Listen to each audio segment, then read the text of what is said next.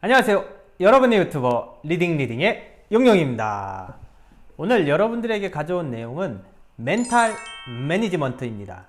이 멘탈 매니지먼트는 미국의 레니 바샴이라는 사격 선수가, 원래 이 선수는 사격 기술이 너무나 좋아가지고 연습 때는 10점, 10점, 10점, 10점을 맞았었는데 꼭 대회나 올림픽을 나가면은 항상 실수를 해서 은메달이나 동메달에 그치고 말았는데요. 그래서 이 선수는 나에게 부족한 것이 무엇인가 라는 생각하는 도중에 나의 멘탈의 문제가 아닐까라고 생각해서 이 부분에 대해서 굉장히 공부를 하고 그리고 트레이닝을 하게 됩니다. 그리고 나서 1976년 몬트리올 올림픽에서 금메달을 따게 되죠.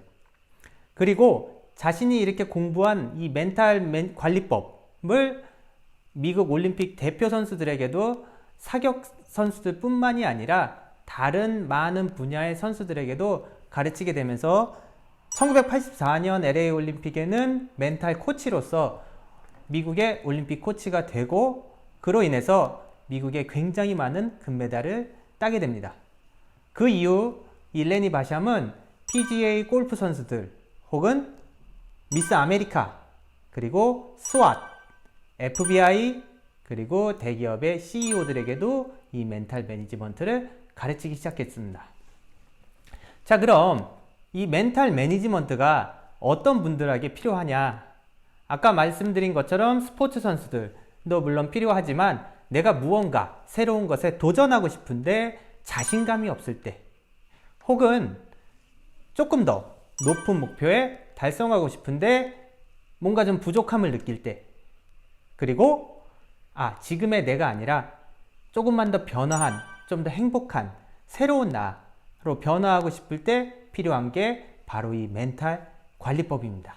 자, 그럼 저와 같이 멘탈 관리법에 대해서 알아보겠습니다. 따라오시죠. 우선 우리 멘탈, 나의 마음이죠. 나의 마음이 어떻게 구성되어 있는지를 먼저 알아봐야 되는데요. 우리의 마음은 의식이란 부분, 이거를 전문 용어로는 현재의식이라고 하고요. 그리고 무의식, 다른 말로 잠재의식이라고 하는 부분, 그리고 셀프 이미지, 나의 이미지, 이 세 가지의 부분으로 나눠지는데요. 그럼 이렇게 하나하나 알아볼 텐데, 우선 의식이 무엇이냐? 의식은 우리 마음속의 스크린이에요. 자, 예를 들면은 지금 이 영상을 보시면서 눈을 뜬 채로 마음속으로 파리의 에펠탑을 상상해 보세요. 그려지시나요? 지금 마음속에 내 눈앞에 에펠탑이 그려져 있죠. 이거를 내 마음속의 스크린이라고 합니다. 의식이 차지하는 부분이죠. 이 스크린에 어떤 것을 띄우느냐에 따라서 나의 인생과 나의 생각과 나의 성격이, 그리고 나의 재능까지도 바뀌게 되는 거죠. 자, 예를 들어 볼게요. 만약에 어렸을 때 그런 거 많이 하시지 않으셨나요? 횡단보도를 건널 때 흰색 타일만 밟아서 건너편까지 가기. 굉장히 어렵지 않죠? 쉽죠? 누구나 할 수 있어요. 지금 만약에 여러분들이 내일 당장 횡단보도에 가셔가지고 그 흰색 타일만 밟으면서 건너가 보세요. 왜 이렇게 쉽지? 라고 생각하실 거예요. 누구나 다 할 수 있는 거죠. 하지만 만약에 50층짜리 빌딩하고 빌딩 사이에 똑같이 횡단보도가 있고 가운데가 뚫려 있다고 해볼게요. 흰색 외에는 건너실 수 있으신가요? 무섭기 시작하죠. 어렵죠. 못하겠죠. 왜요? 우리 머릿속에 그 스크린에 이미 하고 떨어지는 이미지가 있기 때문이에요. 자, 또 하나 예를 들어 볼게요. 여러분들이 집에 갔어요. 근데 여러분들 집이 지금 불에 타고 있어요. 엄청난 화염 속에서 타고 있는데 내 아이가, 내 아들 혹은 내 딸이 그 불구덩이 속에 있습니다. 그 집안에 있어서 엄마에게 살려달라고 외치고 있어요. 여러분들 어떻게 하시겠어요? 잠깐만 기다려봐. 내가 지금 불이 너무 세니까 이러시겠어요? 아니면 그 불구덩이에 바로 뛰어드시겠어요? 바로 뛰어들겠죠. 왜요? 그 스크린에, 내 마음속의 스크린에 아이들을 구출하는 이미지가 벌써 되어 있기 때문인 거예요. 이게 무슨 말씀이냐면은 아주 쉽고 그리고 어렵지 않은 일도, 내가 할 수 있는 일도 내 마음속의 스크린에 어떤 걸 띄우느냐에 따라서 할 수 없게 되기도 하고, 혹은 내가 할 수 없는 일도 내 마음속의 스크린에 어떤 이미지를 띄우느냐에 따라서 할 수 있는 일이 되기도 합니다. 이거를 잘 이용하시면은 내 인생이 조금씩 바뀌어 나가기 시작하는데요. 자, 만약에 내일부터 내일 오전 10시부터 오후 10시까지 12시간 동안 여러분이 상상하는 무엇이든 지금보다 100배, 1000배 이루어지기 쉽게 된다고 하시면은 여러분 하루 종일 12시간 동안 좋은 생각만 하셔야 돼요. 좋은 생각해야지, 좋은 생각해야지, 좋은 생각해야지. 여러분, 하지만 좋은 생각을 계속 한다는 거 굉장히 어려워요. 그리고 굉장히 많은 체력이 필요합니다. 이건 훈련이 필요합니다. 그래서 예를 들면 일반 사람들은 좋은 생각보다 나쁜 생각을 할 때가 더 많고 약간 블루한, 약간 이렇게 처질 때가 더 많아요. 근데 4차원의 세계에서는 생각한 모든 것들이 그대로 현실로 이루어지기 때문에 만약에 내가 안 좋은 상상을 계속 하다 보면은 어떻게 되겠어요? 나의 인생은 악몽이 되는 거죠. 그럼 어떻게 하면 좋으냐? 마음속으로 계속 되뇌이는 거예요. 뭔가 안 좋게 생각할 때쯤에 아니야, 다 잘 되고 있어. 그리고 지금 일어난 일은 내 미래에 더 잘 되기 위해서 지금 일어난 것 뿐이야 라고 계속 좋은 쪽으로만 생각을 하려고 노력을 하시라는 거죠. 그리고 항상 내 자신에 있으면은 이 중심축을 만드시고 그 축에서 벗어난다 싶으면 돌려놓으시고 벗어난다 싶으면 돌려놓으시고 이런 걸 반복하시면 좋은데, 달라이라마라고 아시죠? 그 유명하신 달라이라마가 쓰신 책에도 이렇게 나오는데, 깨우침이란 어긋나 있는 나의 자신을 되돌아보고 다시 되돌려 놓는 것을 깨우침이라고 합니다. 달라이라마도 길거리를 걸어가다가 예쁜 여성이 지나가면은 아니야 나 이러면 안 돼, 이러면 안 돼, 이럴 수도 있다는 거죠. 그러기에 우리도 항상 내 마음속에서 흔들림이 있을 때 항상 원점으로 돌려놓는 그런 연습을 하시면 되는데, 그럼 어떻게 하면 좋으냐? 우선 나의 표정이, 내 생각보다 나의 표정이 나의 성격을 만드는 경우가 많습니다. 우리 이런 얘기 많이 하죠. 웃으면 복이 온다고. 그리고 행복해서 웃는 것이 아니라 웃으면 행복해진다고 하죠. 근데 이 말이 실제로 과학적으로도 실험적으로도 맞는 얘기예요. 예를 들면은 공부할 때 이 펜을 이렇게 물고 공부하는 것과 이렇게 물고 공부하는 것 중에 어떤 게 더 집중이 잘 될까요? 정답은 이렇게 물고 공부하는 게 훨씬 더 집중력이 높다고 합니다. 왜 그러냐? 이렇게 하면은 나는 웃는 표정이 되죠? 이렇게 억지로라도 웃는 모습을 만들어내면은 내 마음속이 즐거워지면서 이 공부가 즐겁구나 하면서 집중력이 올라가진다고 해요. 그리고 또 하나, 우리의 뇌는 주어를 인식하지 못한다고 합니다. 이게 무슨 말이냐? 예를 들면은 우리가 험담을 하게 되죠. 누구누구는 성격이 안 좋아. 그리고 누구누구는 좀 못생겼어. 이렇게 얘기를 하잖아요. 하지만 우리 뇌는 주어를 인식하지 못하기 때문에 누구누구는 인식하지 못합니다. 즉 뭐예요? 못생겼다 라고 하면 내가 못생긴 게 되는 거예요. 내 무의식에다 계속 그걸 넣는 거죠. 그리고 성격이 못됐다 라고 얘기하면은 그것 또한 내가 성격이 못됐다고 마음속은 받아들이게 되는 거예요. 그러기에 여러분은 험담보다는 칭찬을 많이 하시고 항상 예쁘다, 잘생겼다 이렇게 남을 칭찬하시면 결국 그게 우리에게 돌아오게 되는 거죠. 누워서 침 뱉기라는 말이 여기서 온 것 같아요. 자, 두 번째로 무의식 혹은 잠재의식 이 부분인데요. 이 부분은 다른 말로 얘기하면 기술이라고 얘기할 수 있어요. 이게 무슨 얘기냐? 내가 콘서트를, 어떤 밴드의 콘서트를 보고 왔는데 거기서 너무 기타리스트가 멋있어서 나 기타리스트 될 거야 라고 집에 와서 내 마음속의 스크린에는 뭐 엄청 멋진 나의 모습이 떠올라 있겠죠. 오 하면서 기타를 치는 나의 모습이 벌써 이렇게 떠올려 있을 거예요. 나 기타 치고 싶어 해가지고 집에 있는 기타를 딱 잡았습니다. 하지만 돈은 어디지? 이게 되는 거죠. 여러분 피아노 치실 때도 처음에는 악보를 보시면서 도는 도, 그 다음 레는 도 옆에니까 여기 이렇게 치셨잖아요. 그게 익숙해지면은 그냥 처음 보는 악보도 바로바로 칠 수 있으시죠.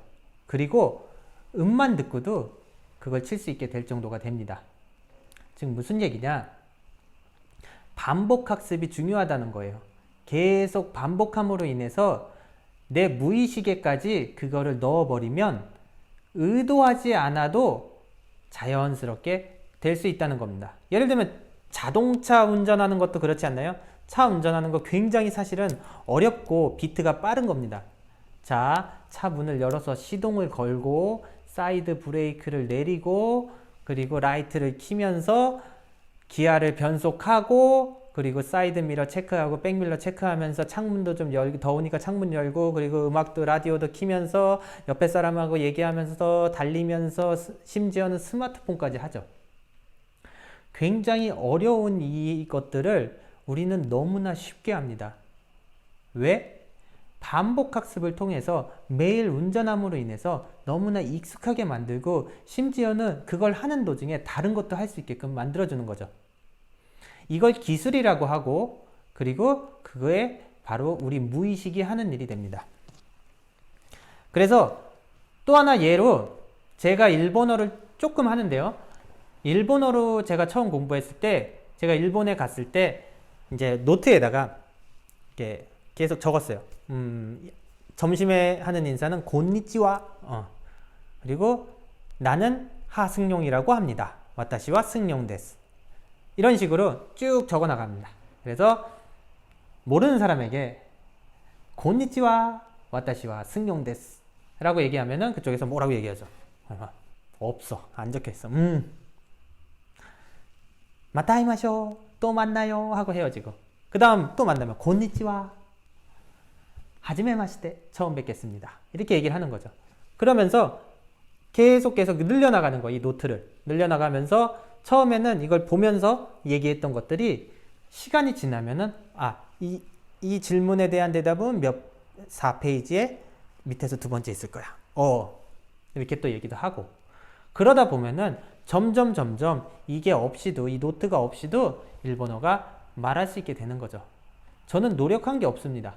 단지 계속 반복 학습을 했던 것 뿐인 거죠. 이게 바로 무의식이 하는 일입니다.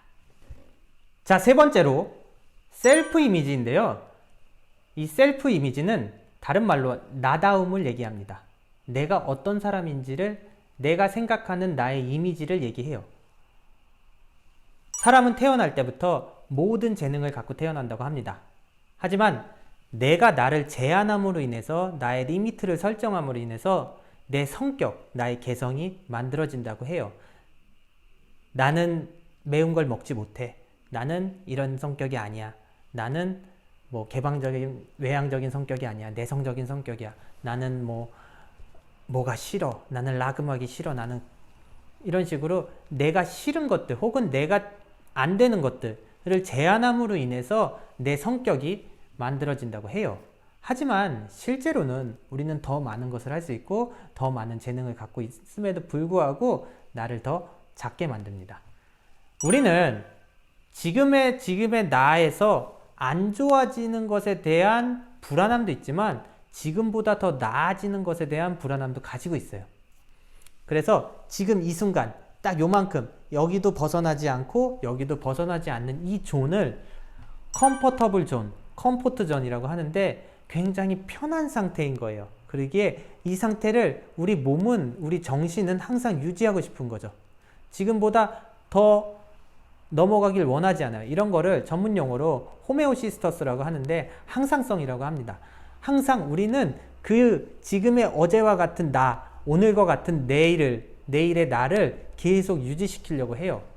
그러기에 다이어트를 하려고 마음을 먹어도 우리 몸속에서는 그냥 편하게 지금처럼 맛있는 거 먹으면 되잖아. 왜 그렇게 어려운 일을 선택하려 그래? 이러고. 혹은 나 오늘부터 공부 열심히 해서 혹은 노력해서 성공하고 부자가 될 거야 라고 얘기를 해도 실제로 내 마음속에는 그러지 마. 그냥 편하게 지금 아주 편한 가난한 상태로 있어 라고 우리 몸은 여기를 계속 그냥 있으려고 하는 거죠. 예를 들면은 여성분들에게 어떤 여성이 친구가 다리가 굉장히 얇고 예뻐가지고 그 친구에게 야, 너 다리가 너무 이쁘고 가늘고 하니까 미니스커트에 부츠를 신으면 참 이쁠 것 같은데, 하지만 부츠를 한 번도 신어본 적 없는, 치마를 한 번도 입어본 적 없는 그런 여성 같은 경우는 어떻게 내가 그런 걸 입어. 싫어. 그래도 야, 진짜 다 이쁠 것 같은데 한번 입어봐 라고 얘기해서 입었습니다. 그럼 어때요? 처음에 왠지 내 거 같지가 않죠. 그리고 왠지 어색하죠. 그리고 주변 모든 사람들이 왠지 나만 쳐다보는 것 같고, 걸을 때도 이러고 걷고 그렇게 하게 되죠. 그렇지만 야, 진짜 이쁘다, 잘 어울려. 그러면 진짜? 근데 나 아닌 것 같은데, 아직 좀 부끄러운데, 이러지만 매일같이 이렇게 입고 다니다 보면은 익숙해집니다. 그러면 주변 사람들한테 오늘 예쁜데? 그러면 뭐 이거? 이렇게 하면서 나의 이미지가 바뀌어 나간 거죠. 지금까지 내가 못했던 것들이 할 수 있게 되는 거란 말이에요. 그래서 나다움이 바뀌면 이 셀프 이미지를 여러분들이 바꾸시면은 여러분들의 인생이 조금 더 밝은 쪽으로, 그리고 조금 더 높은 쪽으로 이루어지게 됩니다. 이거를 하는 예가 아까 처음에 레니 바샴이 올림픽 선수들한테 한다고 했잖아요. 우리나라 양궁 선수들도 이거를 하고 있습니다. 이게 어떤 의미냐면은, 양궁 선수들, 우리 양궁 굉장히 강하죠. 모든 금메달을 거의 휩쓸듯이 하는데, 그럴 수 있는 이유가 올림픽 국가대표 선수들은 반드시 연습 전에 TV로 한 영상을 보여주는데, 그 영상이 무엇이냐? 내가 올림픽에서 금메달을 따서 그 시상식에 올라가는 영상을 보여준다고 합니다. 그리고 끊임없이 내가 금메달을 따서 시상식에 올라가는 상상을 계속 하게끔 한다고 해요. 그리고 나서 연습에 임한다고 합니다. 나다운 이미지, 나의 이미지, 그리고 마음속의 스크린이 바뀌었기 때문에 내 퍼포먼스도 훨씬 더 올라가게 된 것이죠. 자, 그럼 마지막으로 살짝 정리를 해보면, 자, 그럼 우리의 멘탈을 잘 관리하기 위해선 어떻게 하면 좋으냐? 첫 번째, 여러분들에게 말씀드리고 싶은 건 꿈을 가져라예요. 이 꿈이라는 게 굉장히 중요합니다. 나의 이미지를 바꿀 수 있기에 이 꿈이 가장 선행되어야 해요. 많으면 많을수록 좋고 크면 클수록 좋습니다. 그러면 지금까지 내가 여기서만 머물러 있었지만 사실은 더 멀리 내가 갈 수 있고 내가 더 성장할 수 있지 않을까라는 생각을 하게 되고요. 그리고 두 번째로는 여러분들이 원하는 분야에서 성공자들하고 같이 있으시기를 말씀드릴게요. 예를 들면 내가 축구로 굉장히 성공한 축구 선수가 되고 싶으면 아마 박지성 선수나 손흥민 선수와 매일같이 아침 저녁으로 같이 축구 연습도 하면서 그 사람의 생각 혹은 기술 모든 것들을 배우면 훨씬 더 성공에 가까울 거라고 생각합니다. 그리고 내가 만약에 책을 쓰고 싶으면, 베스트셀러가 되고 싶으면 베스트셀러 작가의 세미나나 이런 데 참가해서 보면서, 그리고 그 사람과 친해지면서 그 사람의 생각, 말투 이런 것들을 다 배우면서 내 이미지를 상상할 수가 있어요. 성공자들을 보면 나도 그 사람처럼 성공한 이미지를 하기가 쉬워집니다. 그리고 세 번째는 목표를 정하라고 말씀드리고 싶은데, 이 목표라고 해서 굉장히 높아서 저기 할 수 있을까 할 수 있을까 그런 목표가 아니라 아주 작은 목표들, 이번 달 요만큼만, 평소에서 아주 조금만 더 요만큼, 그거를 이루어냈을 때 너무 행복하겠다, 이런 것들, 한 주의 목표, 오늘의 목표, 이런 것들을 작게 성취해 나가면서 이 성취해 나가는 맛을 보시면 조금 더 도움이 되실 거라고 생각을 하는데, 성공자들은 성공할 때까지 이렇게 올라갔다고 생각을 하시는 분들이 많은데, 사실은 이 부분을 현미경으로 이렇게 들여다보면은 이렇게 올라갔다 내려갔다 올라갔다 내려갔다 올라갔다 내려갔다 한다고 해요. 잘 안 될 때도 있고 잘 될 때도 있고, 하지만 이 작은 목표들을 성취해 나감으로 인해서 점점 성장해 나간다고 합니다. 어떤 성공자분이 재미난 얘기를 해주셨는데, 이 부분을 3차원적으로 표현해서 스파이럴 형태로 올라간다고 얘기를 해요. 이게 무슨 얘기냐? 내가 나 요즘 모든 일이 다 잘 되고 있는 것 같은데, 뭐 내가 하는 일마다 다 잘 되는데, 이렇게 생각될 때는 스파이럴이 굉장히 이렇게 빨리 올라간다고 해요. 하지만 요즘 내가 하는 일이 뭔가 좀 잘 안 되고 있는 것 같은데 라고 할 때도 내 인생은 이렇게 느리지만 위로 올라가고 있다는 거죠. 그러다 보면 또 어느샌가 위로 올라가는 일이 생길 거라는 거예요. 내려가는 게 절대로 없다는 거죠.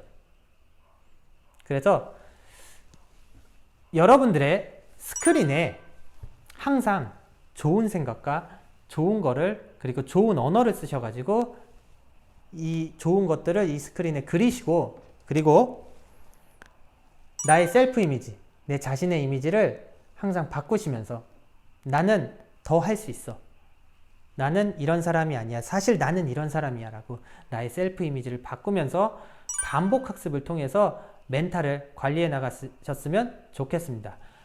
마지막으로 예를 들고 하나 마칠게요. 서커스의 코끼리를 키우는 방법인데요. 어릴 적 아주 작은 코끼리를 데려와서 발에다 줄을 매달아서 말뚝을 박는다고 합니다. 그럼 코끼리는 도망가려고 열심히 노력하지만 빠져나가지 않게 되죠. 너무나 연약한 코끼리는 이 말뚝을 빼지 못합니다. 그러다 아이가, 이 코끼리가 점점 성장해서 엄청나게 커지게 되면은 힘은 크지만 말뚝의 크기는 크게 할 필요 없이 그 상태 그대로여도 된다고 합니다. 어렸을 적 그 작은 말뚝으로도. 왜? 어렸을 적 아무리 도망가려고 노력해봤지만 도망치지 못했기 때문에 나는 영원히 도망가지 못한다고 생각을 해요. 나의 한계가 여기라고 생각을 하는 거예요. 실제로 나는 성장했는데. 근데 어렸을 적 뽑으려고 노력하다가 어떻게라도 한번 뽑은 코끼리들은 절대로 서커스에서 키울 수 없다고 합니다. 이 코끼리는 아무리 큰 말뚝을 박아도 끊임없이 뽑으려고 하기 때문에 발이 진이겨가면서 찢어져 가면서까지 이 말뚝을 뽑으려고 한다고 해요. 그러기에 그런 코끼리들은 서커스에서 키울 수가 없는데, 과연 여러분들하고 저는 사실 더 많은 재능과 더 많은 실력을 가지고 있는데 현실이라는 벽에 부딪혀서 작은 말뚝에 예전에 다쳤던, 예전에 시도했지만 도전했지만 하지 못했던 것들을 내 마음속에 제한을 둠으로 인해서 사실 지금 할 수 있는데 못하고 있는 건 아닐까요? 또 하나 예로 바라쿠다라는 생선이 있습니다. 이 생선은 작은 물고기들을 잡아먹는다고 해요.